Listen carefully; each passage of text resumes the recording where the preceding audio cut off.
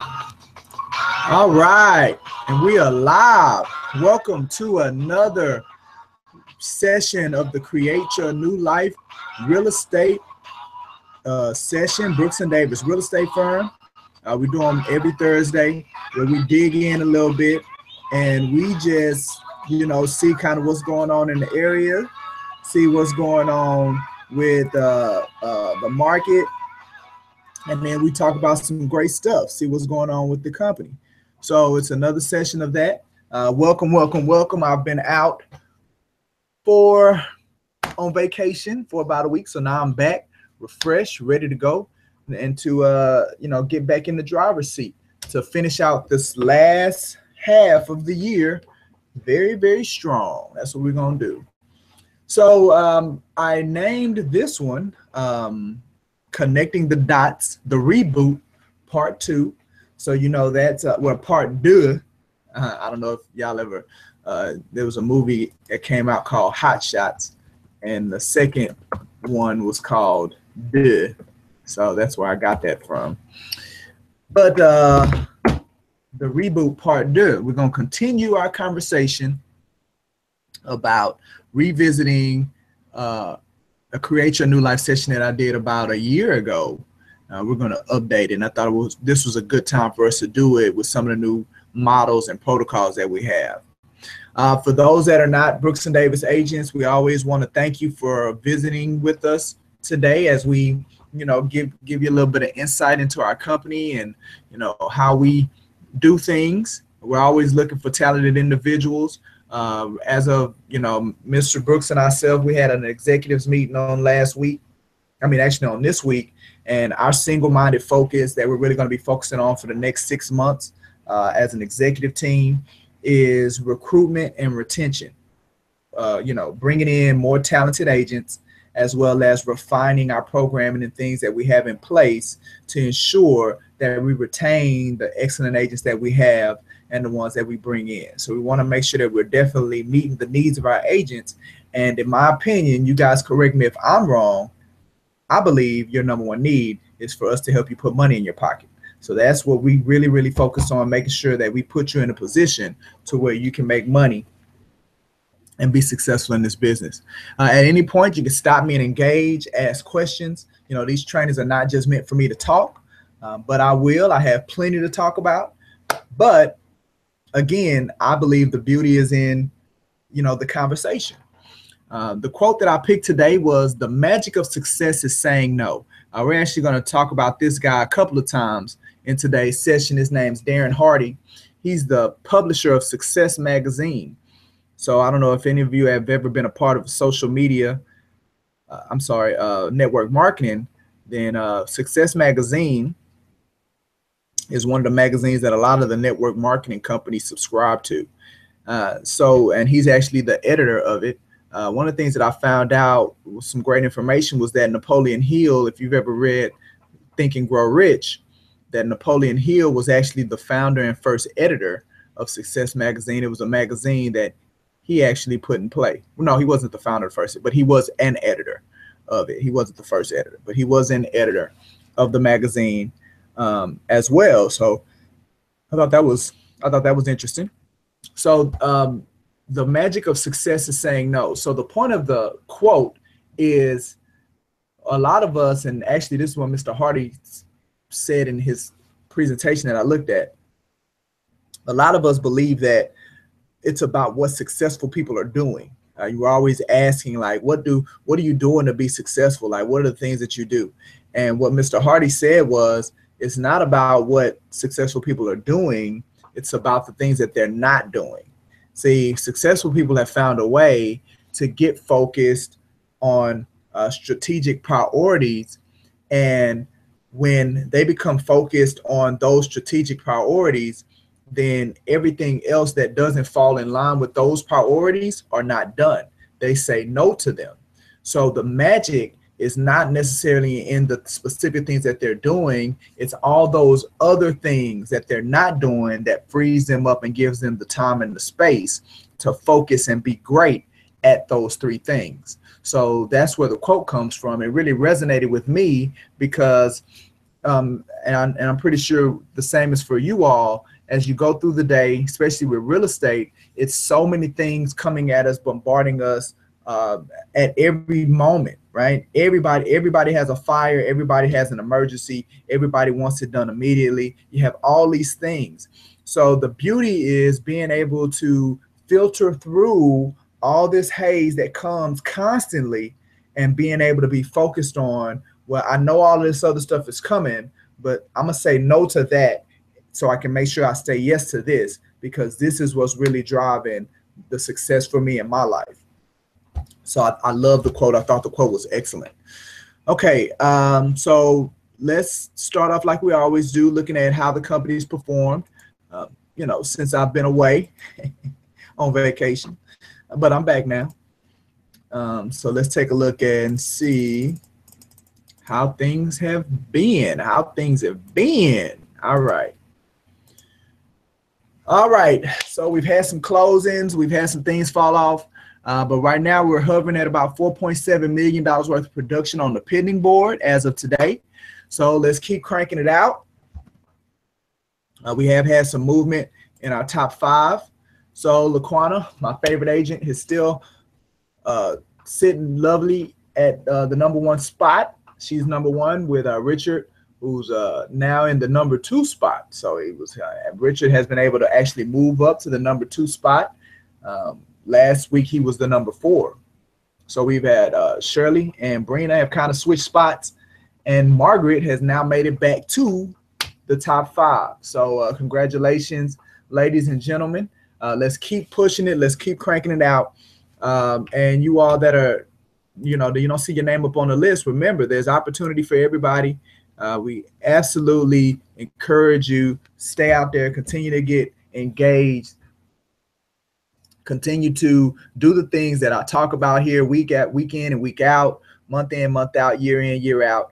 Follow the model. You don't have to reinvent the wheel.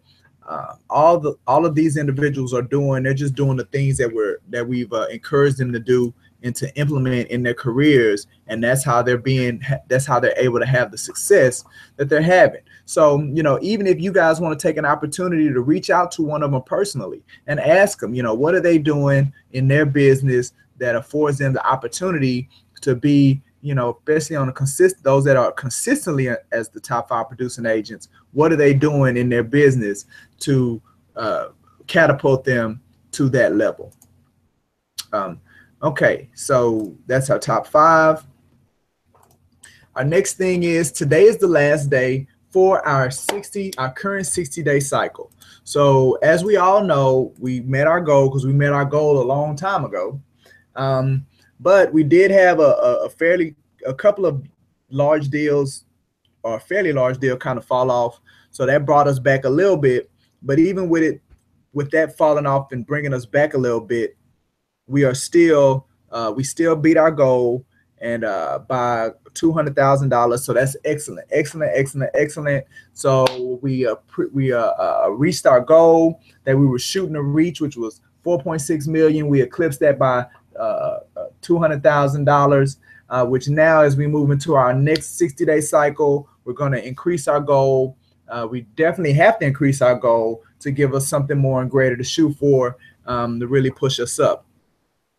So the beauty of the fact that we're doing these 60-day cycles is to give us an idea of progress, performance, to see how we're performing. So this next slide is really going to show that for us as we compare all of the 60-day cycles that we've done, going all the way back to last year, August of last year. So now, as we're going into August of this year, we would have did an entire 12-month cycle of 60-day review of how the company's added production in those short sprints that we put in place every 60 days, those short sprints. So as you can see, with us finishing our 60-day cycle today, let's make the second half greater. We've, in essence, over a year's time, been able to more than double how much production as a company that we're able to funnel into those 60-day compartments.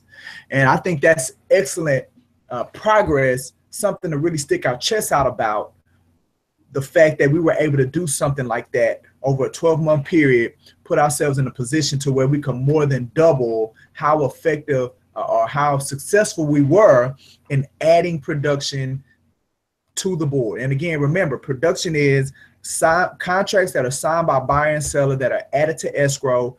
Somebody's going to get a check.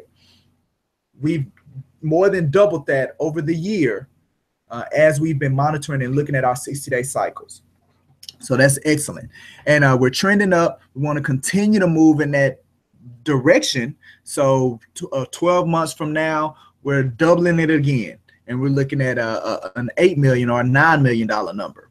So that's excellent, guys. I applaud you all. Everyone that's put stuff on that board, everyone that's got a commission check, everyone that's got a closing. You are the ones that are making these things happen for our company as we're working together. These are the things, these are the results that we're able to realize as an organization by you all continuing to do these things and working together. So next week, we'll have a new one. If not next week, the next couple of weeks, we'll have a new one because, I like to take some time to really process and think what our mantra is going to be as we do these 60-day cycles. But the biggest thing is that, we're doing an excellent job. We're knocking it out the park as far as growth with what we're able to accomplish and what we're able to do with these 60-day cycles and how we're able to see our growth as an organization move in a particular direction. So let's keep pushing it out. All right, now one of the things that I wanted to do is do a better job of reminding you all about the opportunities that you have and some of the proprietary programs that we have here at Brooks and Davis. So because a lot of these programs, again, want to see them as resources for you all to help, additional resources to help you all continue to grow your business. So, I typically always talk about the Realtor Recruitment Rally. So again, that's your opportunity to bring in an agent. They sign up with the company. You get that 5% override forever as they produce. We get them trained up and they produce.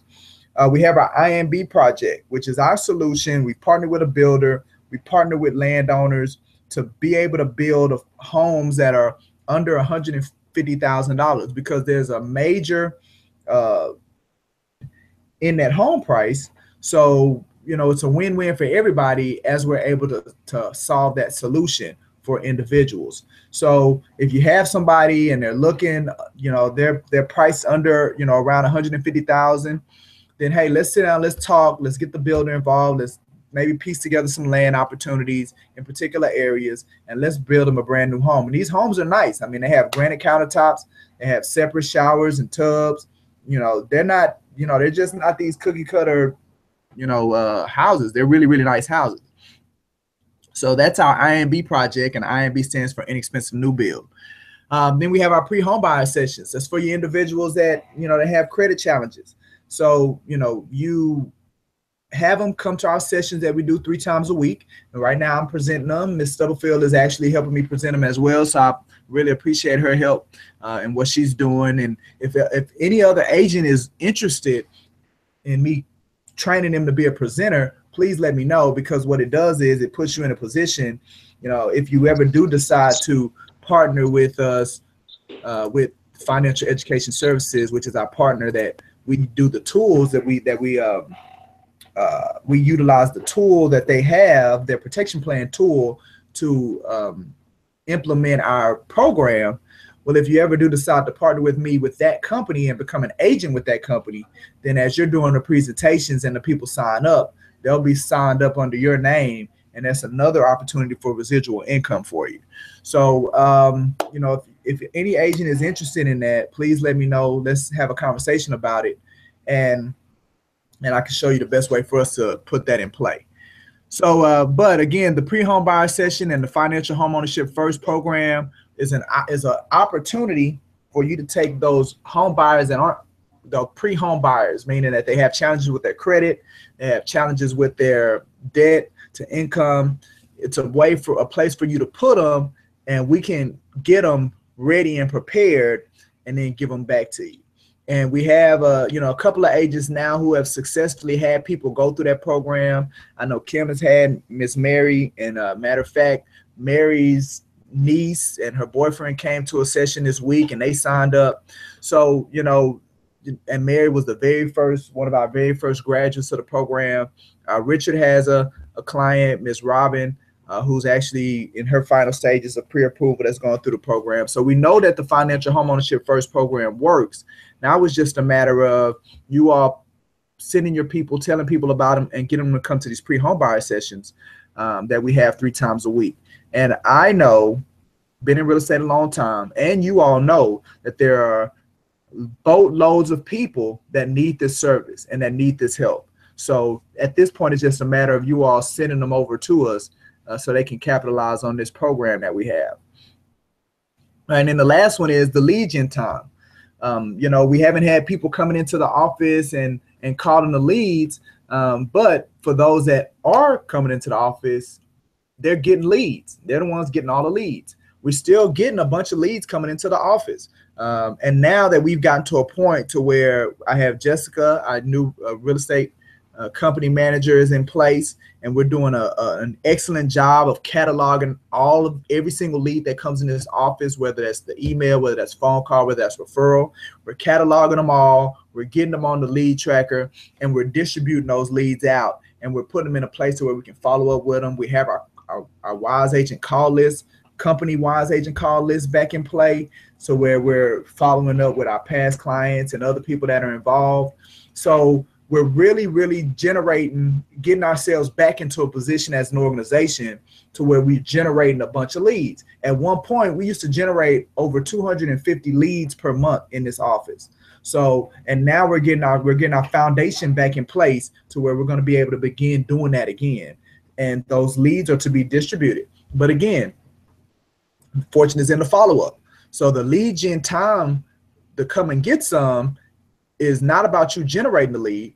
It's about you following up with the lead. It's about, you know, us going through that protocol of 12 follow-ups and then for you to convert and get the person. So we need the agents to come in, take the leads, follow up with them, and convert the leads that are coming in, that messages are being left or things like that. So again, there's great opportunity there that we want you all to take advantage of. And I don't know about, and listen, I know there are some companies that may have iterations of some of these programs, but for the most part, the things that we have in place are fairly unique. So I really encourage, you know, our agents to take advantage of these opportunities. And also I want to throw out there, you know, I'm always coming up with ideas and concepts and things. You know, if there's something that you've been thinking about or something that you feel may be a great idea for us to put in place to really help the agents continue to grow and have them have resources and opportunities to be successful in this business, let us know so we can sit down and we can kind of think through it together and see how we can execute and implement it for the benefit of the agents and as well as for you. Okay, so now want to also keep in the forefront of our minds, we're still shooting for our big, hairy, audacious goal, right? We still want to be the #1 real estate company in the state in production and profitability by the year 2020. Now, we know it's going to be very difficult. It's going to require not only all of our agents, I'll put it like this, it's going to require not only myself and Mr. Brooks, but it's going to require all of our agents, everybody that's affiliated with Brooks & Davis Real Estate Firm, whether that's from our agents, whether that's from our company staff, our virtual assistant, our clients, our colleagues, everybody. It's going to require everybody pulling together, getting on the same page to drive us towards accomplishing something major as becoming the #1 real estate company in the state in production and profitability. We understand what the number looks like. We understand how huge the number is and how it looks. But even with that, I'm 100% confident that it's something that we can accomplish in the time frame that we're looking to accomplish it. So continually reminding you guys that this is where we're going, to be the #1 real estate company in the state in production and profitability by the year 2020. That is what we are looking to do. That is what we are going to do. 100%. I believe it. You believe it. We all believe it. Okay, so before we get into our conversation, pick back up our conversation about Connecting the Dots, the Reboot. I mentioned him earlier today. His name's Darren Hardy. Again, he's the editor of Success Magazine, which is the magazine that if you're a part of network marketing, it's the magazine that a lot of network marketing companies subscribe to, and he's the publisher of it. So he had a talk, and I listened to his talk, and I thought it was actually very, very interesting. I really enjoyed it. And it was him giving a presentation to Transamerica, a group of people at Transamerica, and he just talked about some different concepts about helping them be successful. So one of the things that he brought up, which I thought was an excellent rendition of a concept and of life, was this concept called the life pendulum, right? And he said that, and matter of fact, Darren, he was once in real estate, and he did fairly well in real estate. So he said when he first got into real estate, one of the things he went and sat down with a real estate coach, and he asked the real estate coach, what is it, if the real estate coach had one thing to tell him, what would that thing be for him to be successful? And what the real estate coach told him was, he told him his magic silver bullet for success was for him to fail hard. Let me say it again. What that real estate coach told Mr. Hardy, his silver bullet was to fail hard, that the magic was in the failure, in him failing very hard and bad and fast and a lot. That was the secret to success. So just like you all are probably confused about that response, I was a little taken back and confused about that response until he went into the explanation using this life pendulum and when it came to failure and success. So the way it goes is that he said life is like a pendulum and it swings. And on one side of the pendulum is pain, rejection, sadness, failure. And on the other side of the pendulum is joy, love, happiness, and success. And what he said was that the joy, love, happiness, and success, you really can't push it. You can't push the pendulum that way. The only way that you can really push it is the opposite direction. But when you push it and it goes towards failure and sadness and rejection and pain, when the pendulum goes towards those areas, then just like any pendulum, it's going to swing back the other direction, right? So again, when you push it back towards pain, rejection, sadness, and failure, and how far you push it back in that direction, when it swings, it's going to determine how far it swings back in the opposite direction.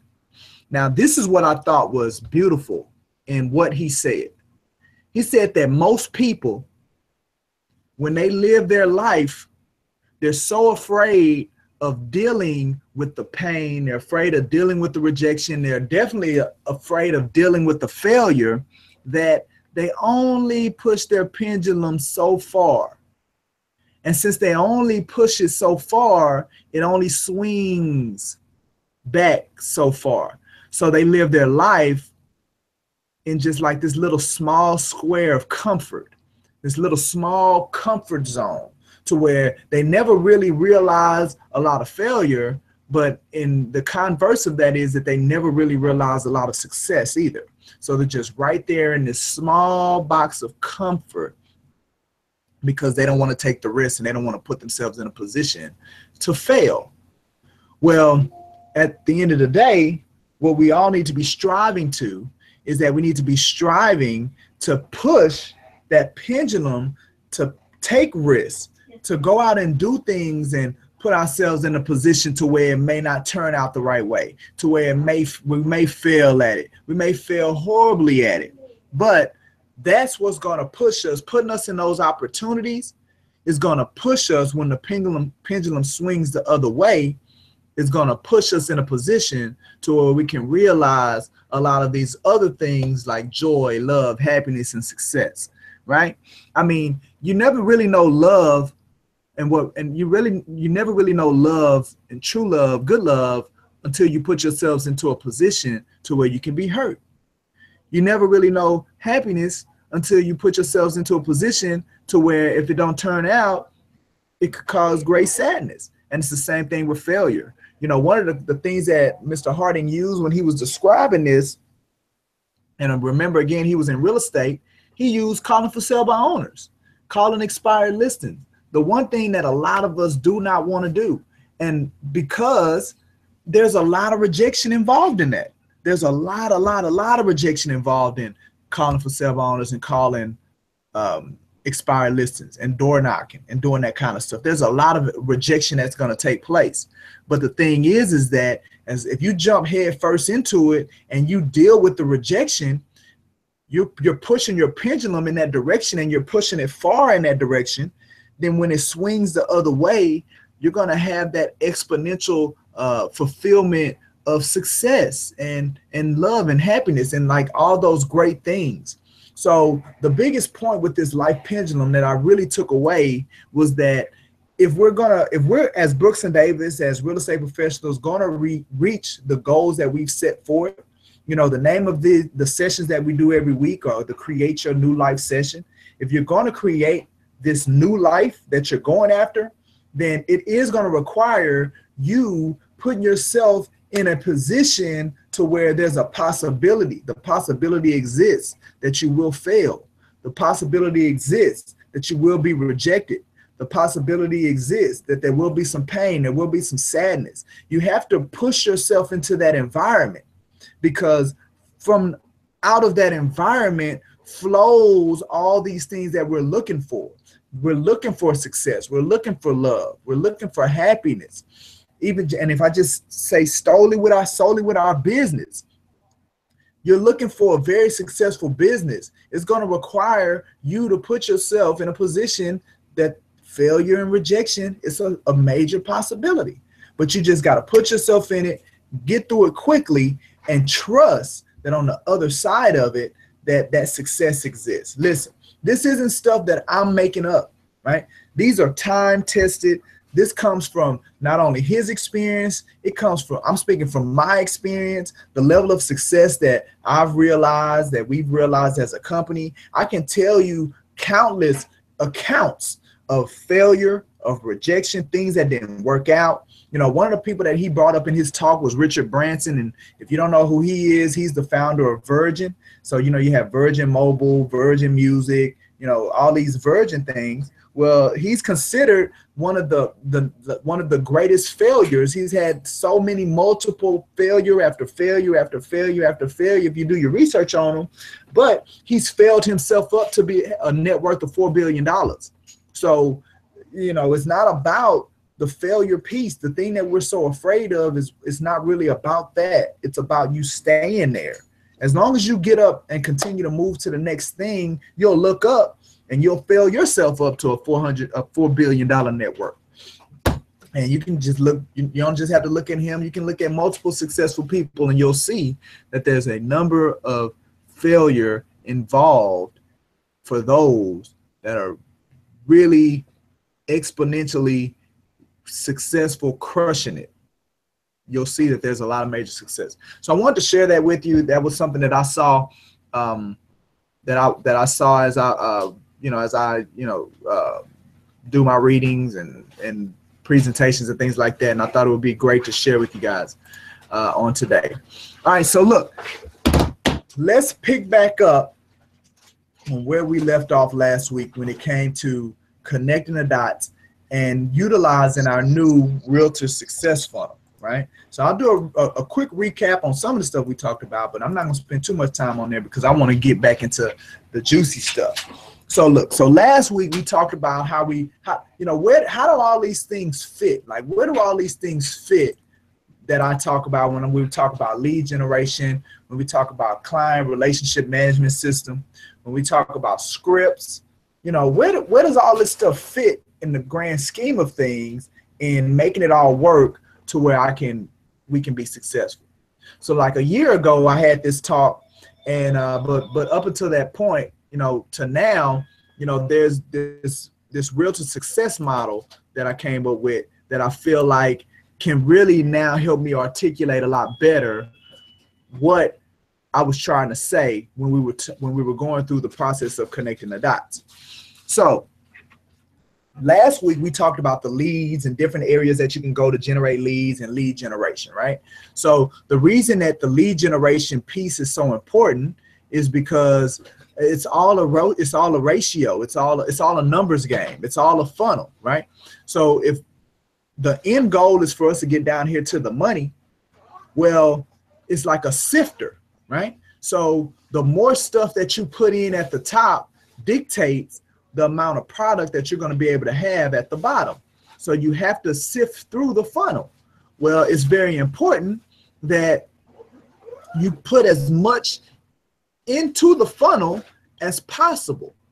So that's where the whole lead generation piece comes from. So there cannot ever be any level of limitation on the amount of leads that you generate. You can never get to the point and say, you know what, I've generated enough leads. I don't need to add another system. I don't need to add another area of generating leads. I don't need to do any more networking. I don't need to, add anything else with social media or, some of the other concepts. I don't need to do any more of that stuff because I got enough leads.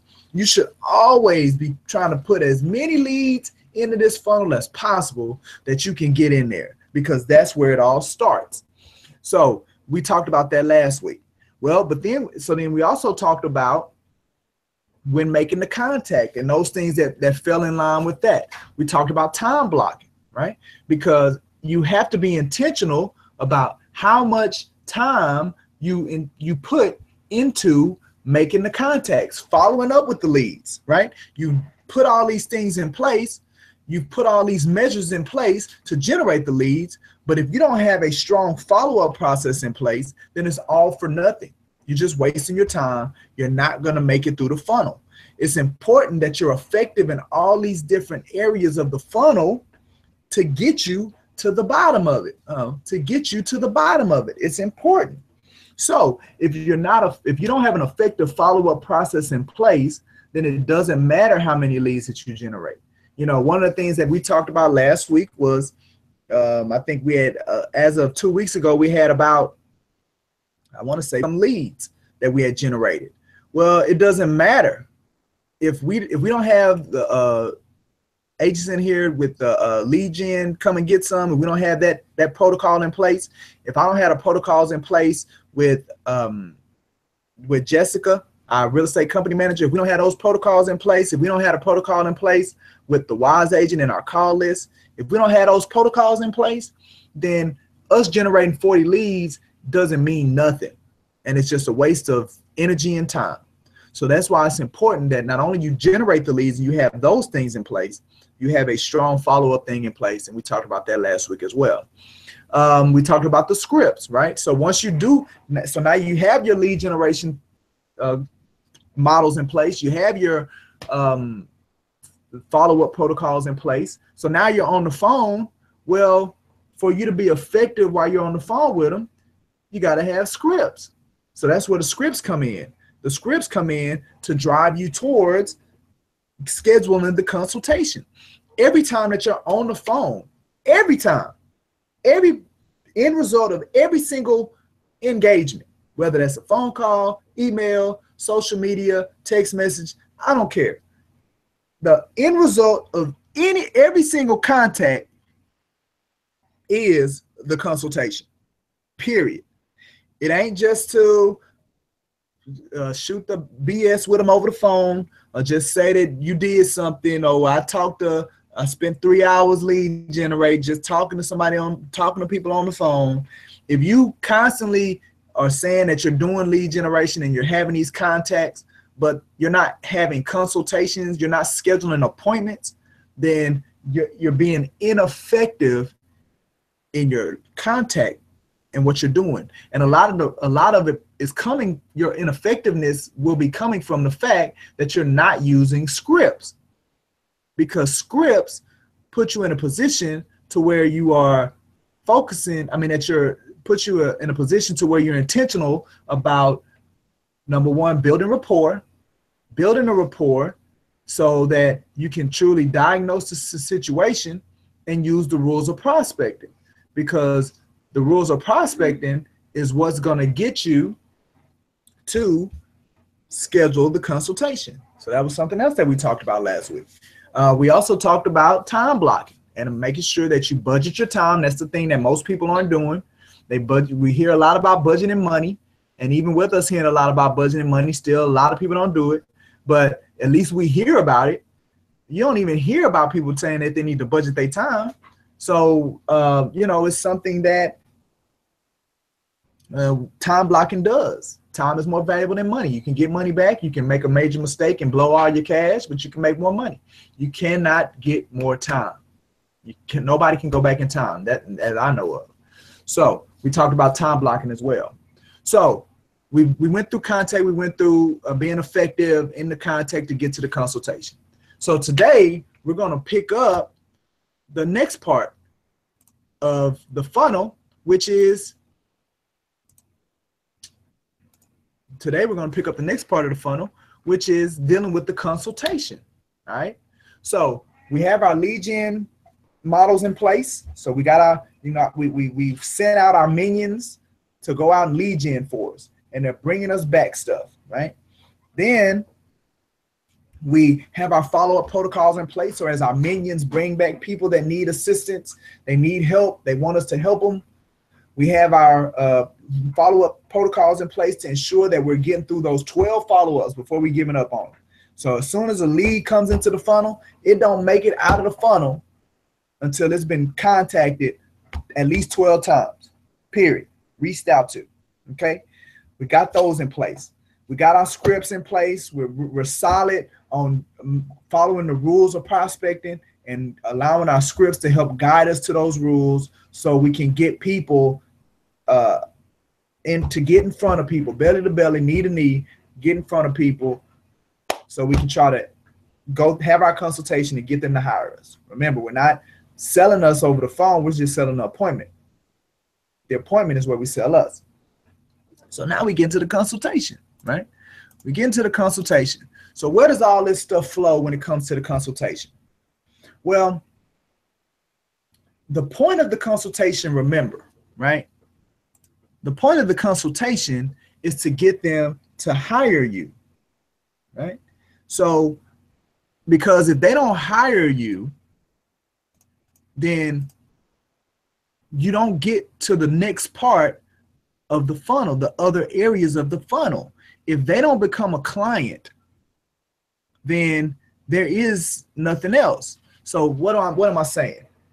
If you're just going to have meetings with people and you walk away from those meetings and there is not signed documentation, then they are not your client. And it was a waste of time. It was a wasted time if you are not getting people to sign documentation. I'm going to say it again. It's a waste of time if you have not gotten people to sign documentation when you go face to face with them, because that's the only point of a consultation, is for them to hire you and you walk away with signed documentation. At that point, they'll be a client. There will be a client at that point. That's the only point of it. So you have to understand that when you approach the consultation. That's why in the 7-Dot training, we have in the working with buyers process, in the working with buyers process, in the working with sellers process, we spend so much time with the presentation part of it, right? We're working with buyers. We have the presentation, right? I've even given an example of going through the presentation. We have the little booklets when you go through the presentation. See, everything that's a part of the presentation is structured. It was intentional about getting that person who you're in front of, getting that person to make the decision to hire you. Everything from the setup of how the documents are organized, from the way that the presentation was designed, all of that was built in such a way to only point that person that's now in front of you face to face, to only point that person to signing the dotted line, and they're becoming your client, period. So that means if you go on a meeting and say you don't follow the protocols, you don't use the presentation, you just sit down with them and you talk to them, and you never get them to sign any documentation, you just spent your time with them, well, you were in the funnel. You had the lead, you made the contact, you used the script, you got them to commit to the consultation. But if they don't sign anything, you are no longer in the funnel, right? And for you to get to the money, you have to stay in. You have to stay in the funnel, right? See, so you don't get paid for just getting to this part of the funnel. It ain't no dollar signs right there. You get paid when you get all the way through the funnel. So you can't take your foot off the gas at an area of the funnel because you feel like, well, at least I got to that part.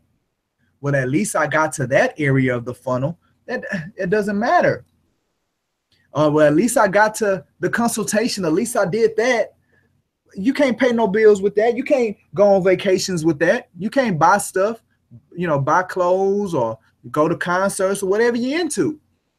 You can't spend that at the Beyonce concert, right? You can't spend that going on the Carnival cruise, right? With just go up to them and say, well, you know what? At least I got to the consultation of our success funnel, so that should be enough to cover this $500-600 bill right here. No, that's just not how it's gonna go. So the at least I got here is no point.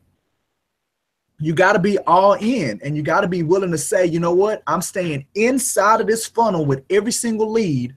I'm staying inside of this funnel until I come out on the other side by getting paid. I'm staying inside of it. So again, when you go to the consultation and you don't use the forms, you don't use the presentation, you don't use, you don't look at the Create Your New Life where I went through the whole process of it, of going through the initial buyer consultation. You don't go look at the, and practice when it comes to the listing presentation or the initial property consultation. You don't look at that and you don't follow those guidelines, those rules. You just kind of wing it and do it on your own. And then you wonder why you don't have any clients, true clients. I'm not talking about people that you just sending properties to. People that you say, okay, you know what, just give me your criteria and I'm gonna go on HAR and I'm gonna send some properties to you. You shouldn't be sending properties to anybody that's not your client. Just like you shouldn't be showing any properties to anybody that's not your client. And the only way that they're your client is if they sign paperwork at the consultation. Yet there's a lot of agents, and that's how they operate their business. They're giving stuff to customers that should only be for clients, right? It's kind of like me being married and me doing stuff for people that I'm not married to that should be only for my wife. It's the same thing. People that are out there dating that's not married and they playing marriage. Why are you doing stuff for people that you should only do for your spouse when they're not your spouse? Well, that's what y'all doing out here. Doing stuff for customers that haven't made a commitment to you. They're not your clients, but yet still they're getting the benefits of a client when they're not a client. You're operating outside of the funnel. You're operating outside of the funnel. And if you operate outside of the funnel, you're not driving yourself towards the money, towards getting paid. So you gotta look at how you're operating and running your business. So that's where all those parts play when it comes to the consultation. That's why I encourage you, before you go on, once you get somebody to say, hey, yeah, I'll be willing to meet with you, we pre-screen them, we see that they're good enough to get pre-approved. They're not working with an agent. They're open to hear about what's going on with you. Well, before you go to them, make sure you're prepared. Look at the Create Your New Life session that talked about working with buyers. Give yourself a refresher of the process, so you'll be ready to ensure that once you finish with them, they've signed paperwork. I got down to where the initial buyer consultation and the listing presentation, neither one of them should take more than an hour. 45 to 60 minutes. That's how long they should take. If they're taking longer than that, it's because you're in there winging it. You're not following the protocol. You're not following the process. You haven't practiced. You're not ready. You're not prepared. That's why it's taking you so long. And not only is it taking you longer than 45 to 60 minutes, when you're done, the people still ain't signed the paperwork. You let them get out of there and say, oh, well, just let me hold on to it. Let me think about it, and then I'll email it to you later. They don't email it later. It's done. The people aren't coming back. What's the difference from later and now? Like, what's the difference from them signing it right now and them signing it when they get to the house and sending it home? Like, what's going to happen? You know, the presentation's done. You've delivered the information to them. So there's nothing else that can happen in between that. You're letting people off the hook if you let them do that. So you have to, not saying you got to force them to do it, but you have to bring them to the carpet and say, and do just what I just said. Hey, if this is something that you want to do, you know, now is the time for us to begin. Then you start asking them a question. Well, is it that you don't want to, you don't feel comfortable using me as your real estate agent? Right? Bring them to the carpet. Is that, if that's the case, well, if that's the case, what is it that made you uncomfortable? What are you unsure about as far as allowing me to help you? Right? Have I not done a good enough job showing my level of credibility and competence to where I can get you to the end to where you're trying to get to? Did I do a bad job of building rapport? Or maybe you don't like me, you don't know what it is, there's something about me you don't like. I haven't done a good job of connecting with you, right?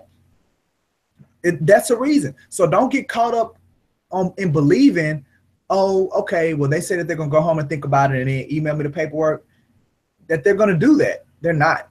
So if you let them walk out the door, you missed your chance. So that's why it's very important. We design those modules like that when it comes to initial buyer consultation and initial property consultation.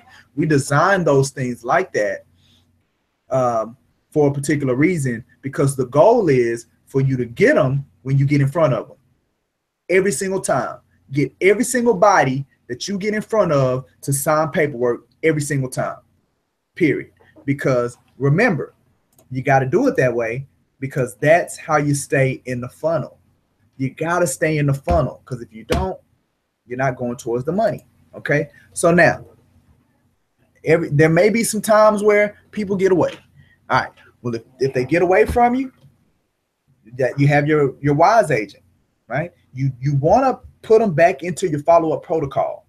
You want to follow up with them again, right? Because not saying that it's impossible, right? It's possible. It's not probable. It's not the majority. You always want to operate in majority, not minority, right? So the majority of the time, when they say that they're not going to sign, hey, you don't get them. They're gone. But if you're effective in your follow-up and you take them and you put them back in your wise agent or your CRM and you put them on your call list to follow up with in, say, a couple of weeks or in a week, say they get them out and you say, okay, well, look, you need some time to think about it when you want me to follow up with you. All right. So then they're going to say, well, follow up with me in a week. Or follow with me in a couple of days or whatever. Just follow up with them in a couple of days. Put them back in your follow-up protocol. 2 days. Call them. They don't pick up. Don't leave a message. Just put them on your protocol to call back in another couple of days. Call them. You know, I wouldn't leave more than one message per week. Now, I want you to call them more than once a week, but don't leave more than one message, right?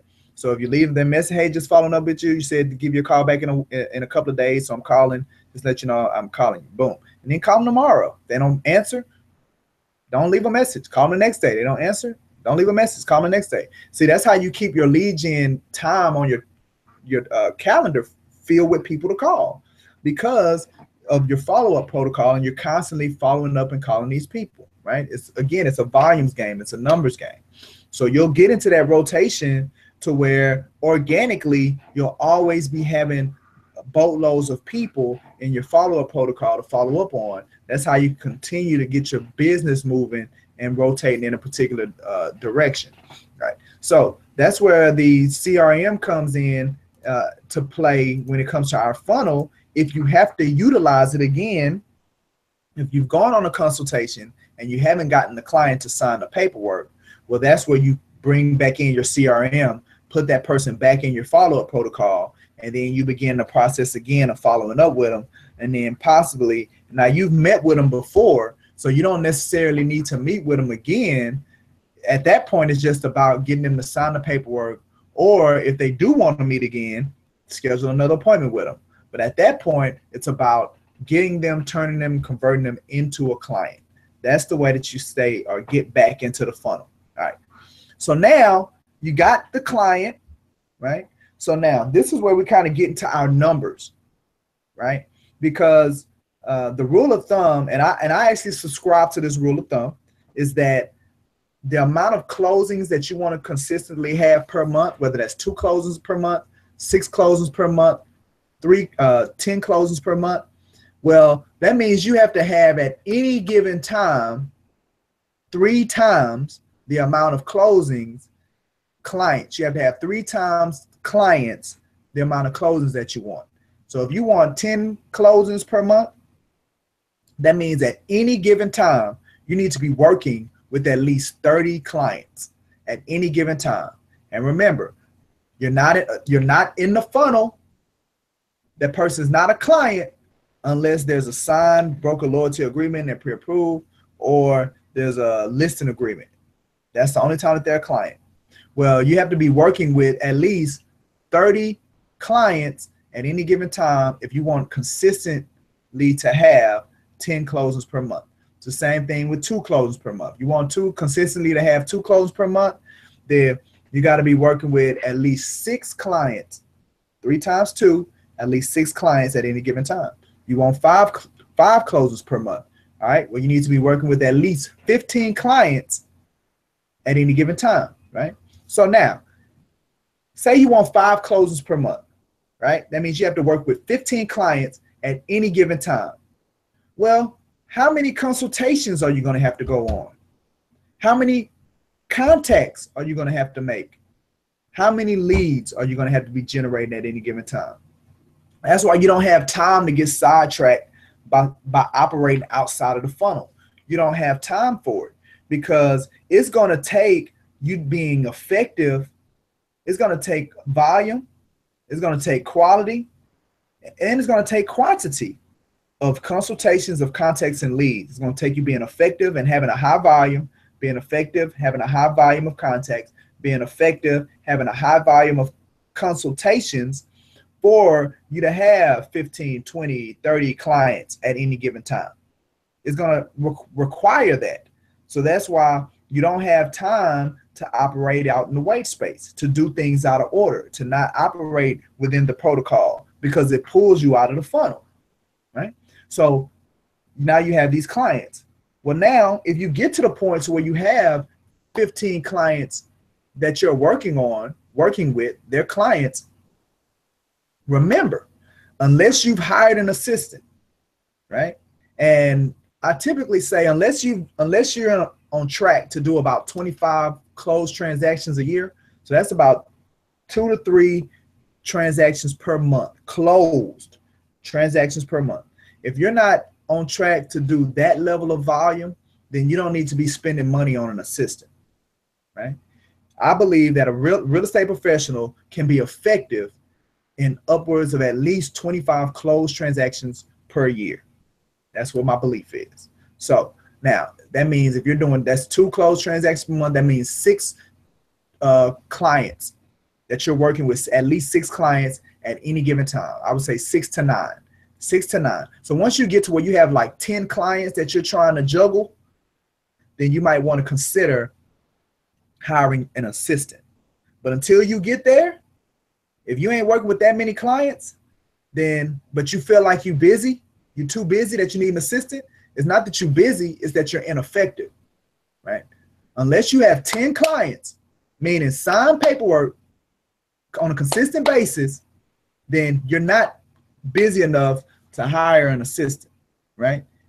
But if you feel like you're too busy and you don't have that, then it's because you're ineffective, and you need to relook at how you're operating.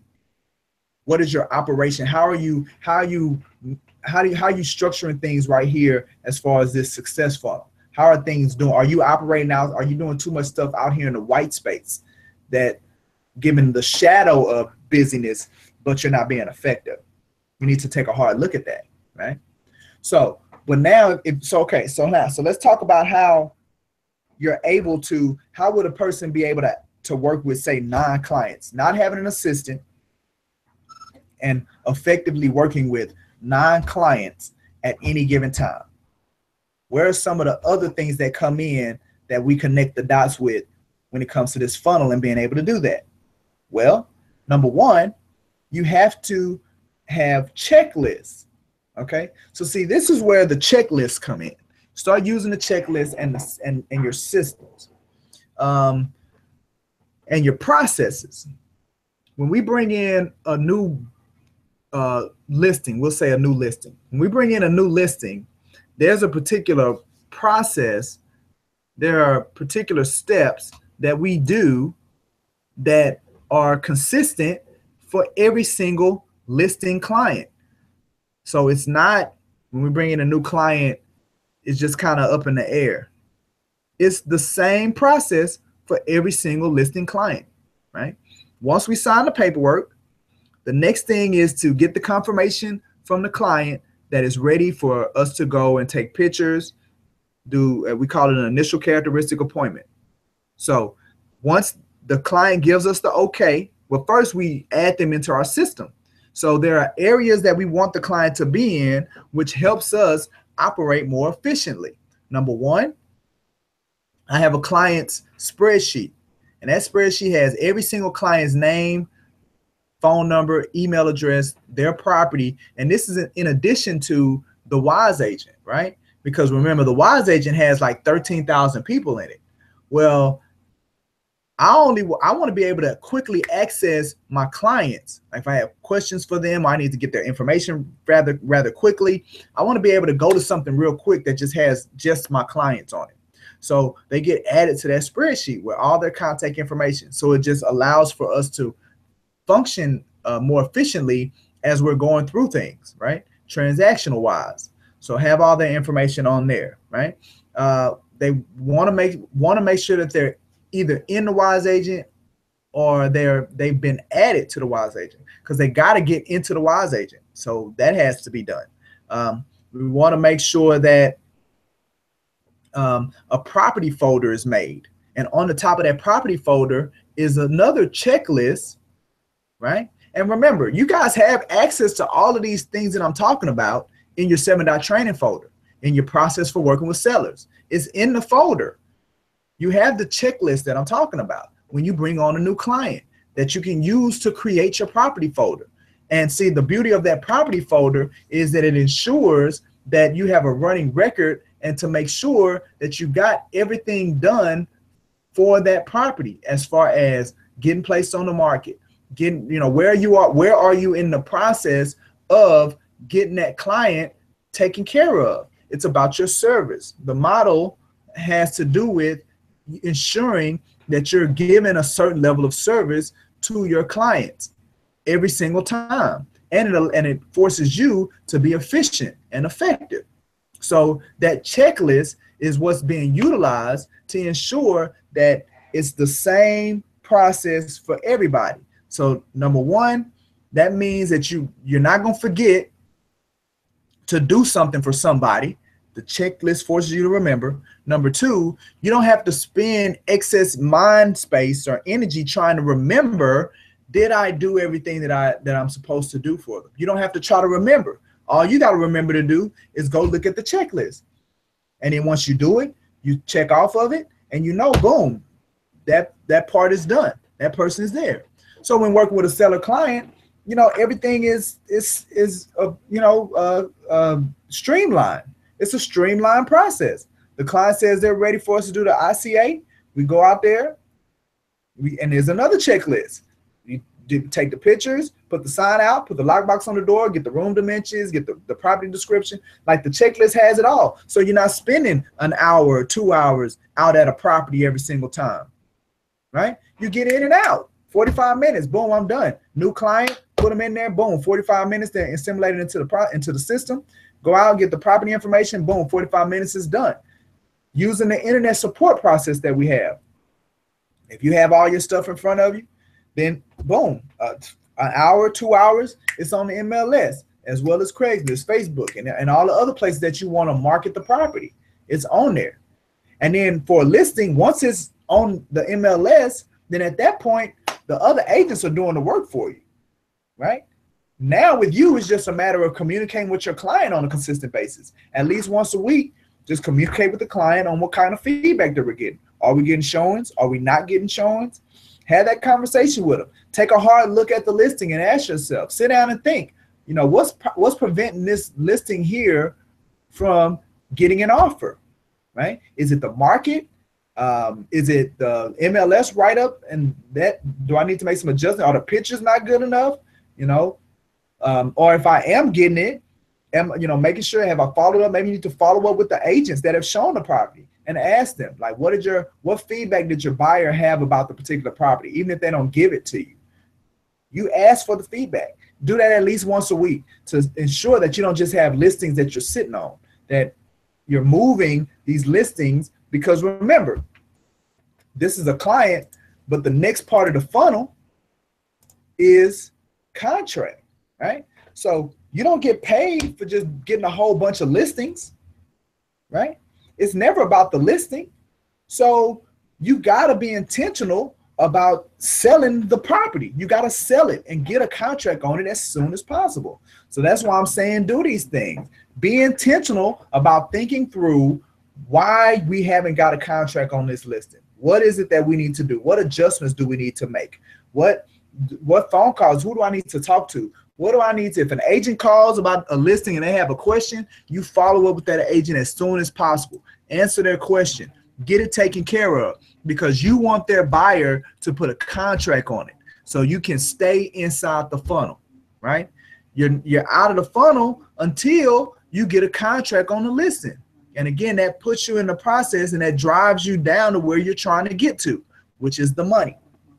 So that's the listing side of it. Well, it's the same thing on the buyer side with your buyer client. Listen, the showing, that's where a lot of y'all get held up. It's these showings. Y'all doing too many showings, right? You're doing too many showings. Okay, so yeah, the showings do go in between client to contract, but notice how showings is not inside of the funnel. That's not the next thing that's going to take you to getting paid. Putting people in your car and just driving them around looking at a bunch of properties. That's not. Matter of fact, that's you operating in the white space. You're out of the funnel until you get that buyer under contract, right? So we have a checklist for the buyers, similar process and assimilating them into the system. But the biggest thing with the buyers is the process and the protocol that we use for property showings, because that's what's holding you up. We have a form inside of the Working with Buyers on the Create Your New Life. I gave an example of when I'm showing properties to buyers, how to properly do the showing. You should go with the mind frame of they're going to pick this property. And if you don't have that mind frame, then don't show it to them. There's no point showing them a property that you don't feel comfortable that you could help them make a decision that this is the property for them. If through your initial buyer consultation, you've heard the needs of the client, then if they want you to go show them a property that doesn't fit their needs based on what they told you, talk them out of wanting to see it. It's a waste of time. Why would you show a property to somebody that is not in what they said that they wanted just to appease the fact that they told you to show it to them? That's craziness. That's you letting them control the process.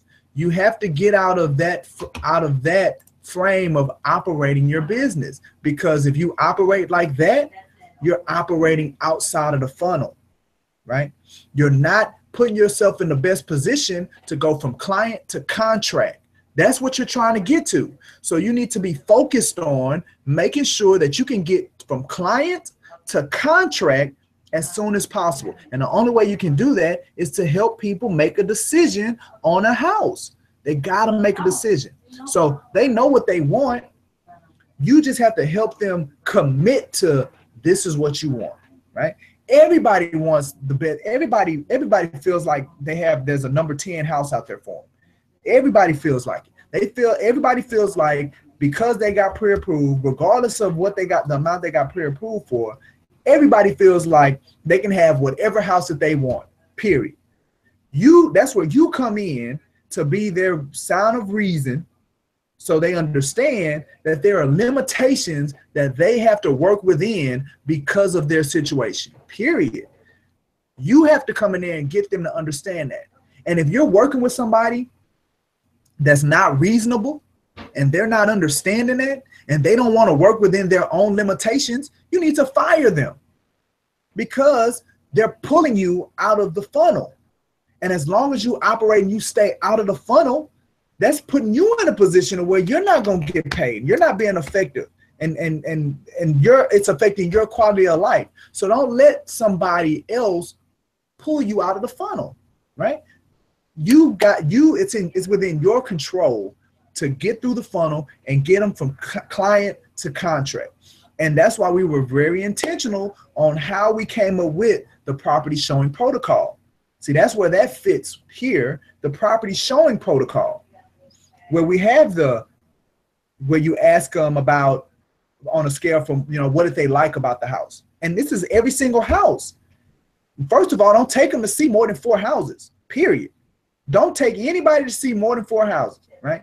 And those 4 houses that you're taking them to see, you've plugged in their needs. And before you even put them in your car, you've talked up those houses so much. Like, look, man, I put in your criteria. This is the area that you want to be in. These were the top 4 houses in this area. Meaning, if you don't like these houses right here, it ain't no point looking at these other 10 because these were the pick of the litter. They was the best of the best. Based on what you put, based on what you said. Because, see, I spent a lot of time listening to you. I spent a lot of time focused, understanding this is what your needs were. Right. So this is the creme de la creme of this area.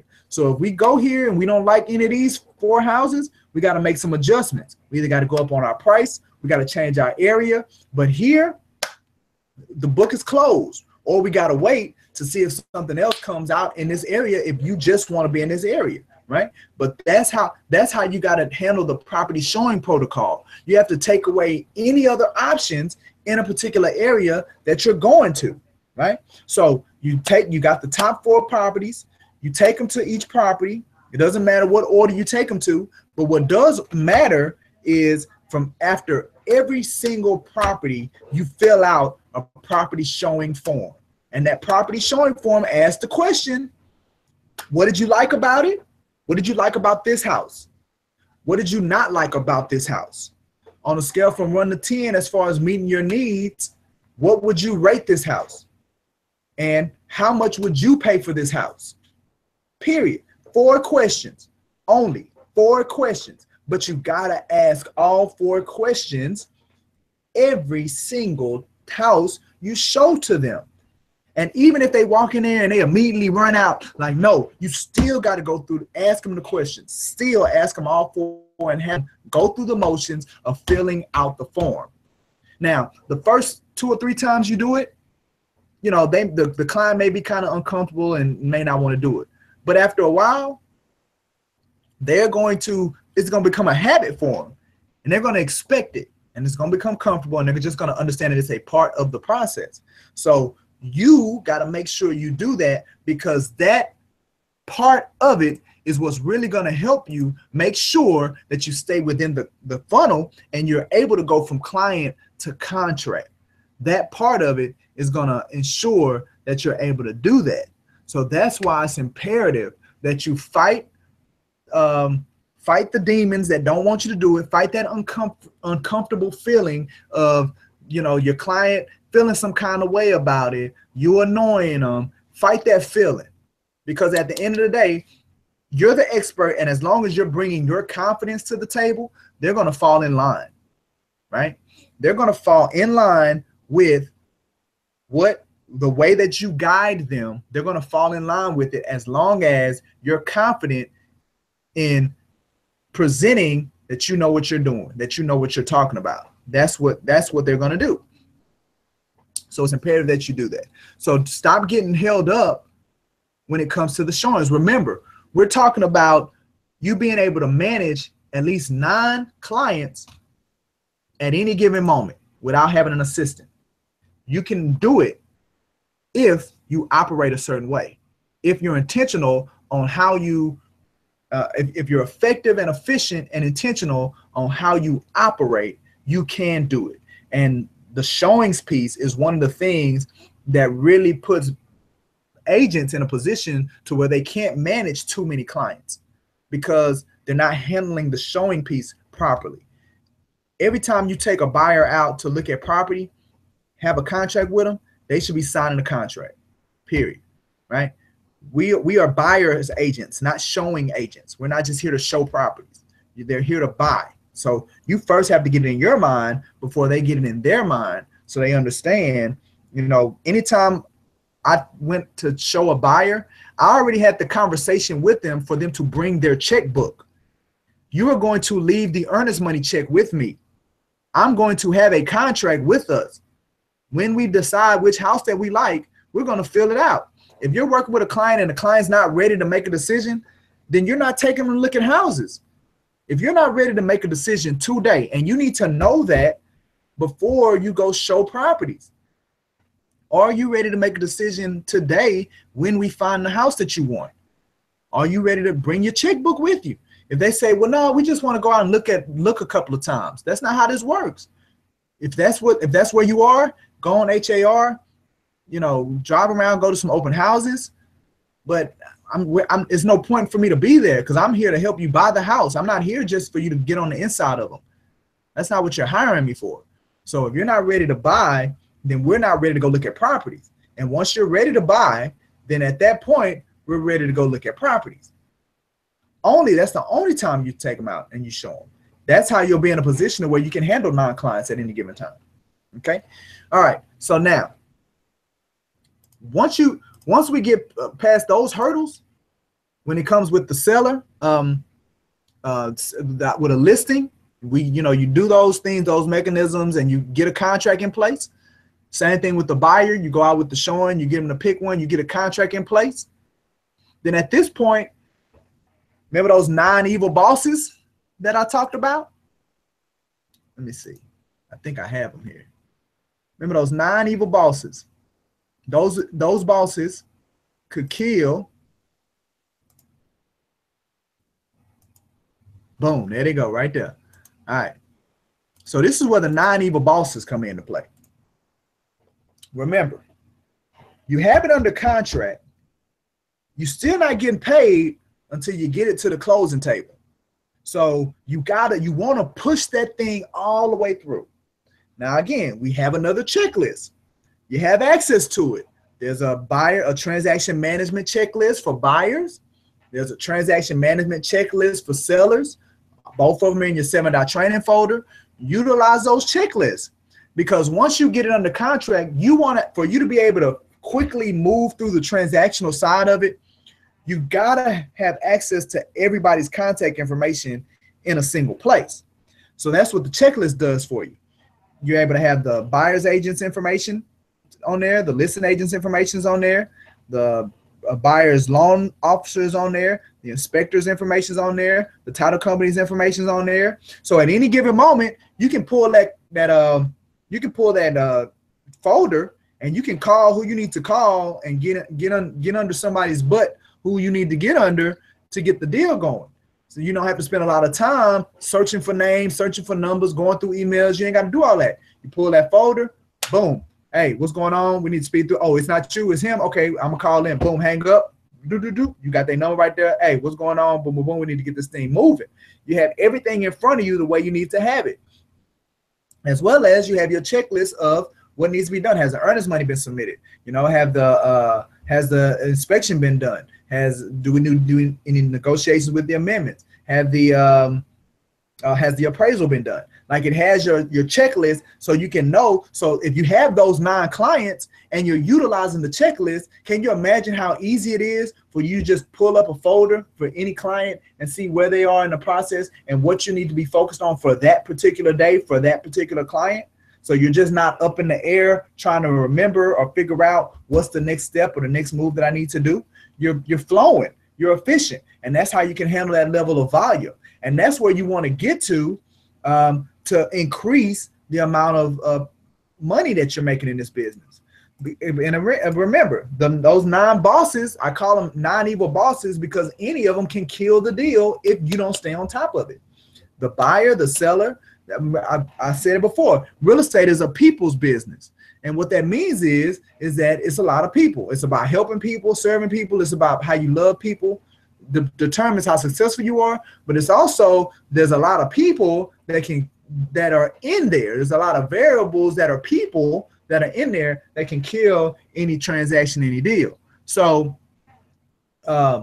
you got to be cognizant of that fact. So you have the buyer, the seller, the buyer's agent, the seller's agent, loan processor, underwriter, escrow officer, inspector, appraiser, right? And if you're doing short sales, lien holders, or even if you're not doing short sales, lien holders can kill a deal too if they place a lien on the property. HOAs, all those other ones, banks, all of those are lien holders. So that transaction management checklist is the key to helping you effectively navigate and flow through from contract to close. Contract to close. Right?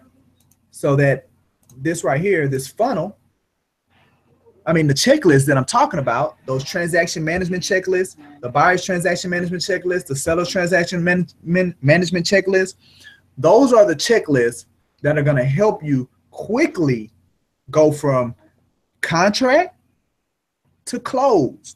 Because the sooner, because here, there's a lot of deals can bust out. I talked about it today, how we lost some stuff off the board. Deals busted out. Well, if it's going to bust out, you want it to bust out quickly so you can move on. You don't want to be in a process, long drawn out process for some period of time, and then it busts out. You can't get any of those months back. You can't get any of that time back. So you want to make sure that you're in a position to where daily, once you get it under contract, every day you want to get on somebody. You want to touch that file every single day to push it forward. Get an update. Where are we? How are we going to get this thing done? You want to be able to touch it every single day to push that thing through as fast as possible so you can get to close, because that's the last step before the money. It's the last lane to go through. It's the last level to get through. You are at the finish line. You are there. So the faster you get there, the faster you get to the money. So look, you've stayed in the funnel. Once you create your routine, once you are just recycling it like this, because even after you close and they become a past client, then they go back into your follow-up protocol. And because you're trying to pull more leads, past clients just become another part of your lead generation minions. It's another minion. So as long as you're following up with them on a consistent basis, maybe you're sending some stuff to them in the mail so they don't forget you. You got them on social media. They're seeing you send posts. You're calling them maybe once a quarter just to check in, see how things are doing, and ask them if they know anybody looking to buy or sell. Now you've turned them into a lead generating source for you, right? That's how. So now you're replugging them right back into the funnel. You're in the funnel with them still. This is how you build a business. This is how the dots are connected. This is how it all intertwines, and to where you can come out and see these dollar signs get larger and more and more and more. It's not just going to happen. You have to make it happen. You have to be intentional about how you operate your business. You have to be intentional about how you run your business. If you want it to grow, if you want to be more successful, it just is not going to happen by happenstance. You have to not only show up, but you have to show up with a plan. You have to show up with a model, what you're going to do. That's how you go from zero to exponentially greater return on what you're doing. This is how you become successful, by following this funnel and staying on the inside of it. So there you have it. We have gone through the Real to Success funnel. I've showed you different aspects that are in your 7-dot training folder that you have access to them, different videos, ways to refresh how you're operating your business. I say this all the time. Any Brooks and Davis agent has access to every single resource that they need to be successful in real estate. They have access to everything. They have the leads, they have the scripts, they have the checklists, they have these videos, they have the training. You have access to every single thing that you need to have the best real estate business by far. Anybody to take you to your greatest potential in real estate, you have access to it. The problem with most of you all is not you having access to the stuff. It's about how you're operating. How you're operating your real estate business is the problem. So I wanted to spend this time talking about understanding where all of these things that we have, how to utilize those tools and resources to operate your business the correct right way. Like I said, everybody has the capability of handling at least 9 clients at any given time. 9 clients if you operate your business the right way. If you're organized, if you're efficient, if you're focused, if you stay inside the funnel, you have the capabilities of doing it. But that lies with you. Okay? That's all I have. Any questions, any coaching that's needed before we wrap things up today? No? Oh, you guys are easy. Yeah, easy.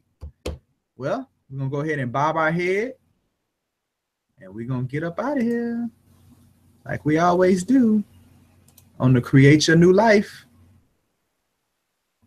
Oh, here we go. Couldn't find it. Ah, there we go. All right. Create Your New Life. Another one's in the books. Every Thursday, look forward to these times and these opportunities. If you're not a Brooks and Davis real estate professional, please check us out. Go to the website. If you're looking at a new career in real estate, go see what we have to offer. Give us a call at the office. Let's sit down with Mr. Brooks. If you are a Brooks and Davis agent, you want to go into more detail about how to get specific and potential with your particular business, let us know. Let's do it. I'm trying to be #1. We can pull it out, okay? You guys have a great weekend. We'll be talking to you, God willing, next week. See ya.